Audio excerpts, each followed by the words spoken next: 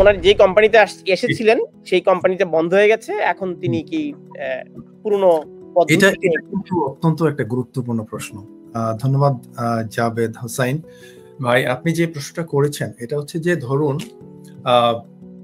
আপনার বন্ধু হয়তো একজন কেয়ার ভিসা এসেছে এই দেশে, তো তার ক্ষেত্রে যে রুলটা প্রযোজ্য ছিল, উনি যদি এখন সুইচ করেন, ধরুন উনি যদি 2023-তে আসেন, সেই ক্ষেত্রে কিন্তু ওনার ডিপেন্ডেন্ট উনি আনতে পেরেছিলেন, এবং উনি যখন সুইচ করবেন নতুন কোনো এমপ্লয়ার কাছে যাবে, নতুন কোনো এমপ্লয়ার কাছ থেকে কস্টটা পাবেন, তখন কিন্তু আপনার তার ক্ষেত্রে আগের রুলটাই প্রযোজ্য হবে। যদি চেঞ্জ করতে চায়, অবভিয়াসলি একজন দক্ষ আইনজীবীর পরামর্শ নিয়ে সঠিকভাবে উনি কোন কোডে এসেছিল, এখন কোথায় চেঞ্জ করতে চাচ্ছে, বিষয়গুলো যাতে আপনার, এবং স্যালারিটা কত হবে, অ্যাপ্রোপ্রিয়েট স্যালারি কিনা, that is very very important. এই বিষয়গুলো জেনে আপনারা তারপর সুইচ করবেন। Stonebridge Legal Solutions Limited, your trusted immigration partner. I fly from friend probably. My friend came in 2023, so he's my friend. ধরে নিলাম এটি my friend. His company has been lost.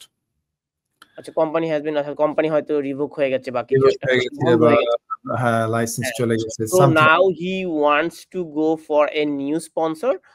So my question is, my friend will be allowed for a new rules or old one? মানে ওনার যে কোম্পানিতে এসেছিলেন সেই কোম্পানিতে বন্ধ হয়ে গেছে, এখন তিনি কি পুরনো পদ্ধতি? এটা কিন্তু অত্যন্ত একটা গুরুত্বপূর্ণ প্রশ্ন। ধন্যবাদ জাবেদ হোসাইন ভাই, আপনি যে প্রশ্নটা করেছেন এটা হচ্ছে যে ধরুন আপনার বন্ধু হয়তো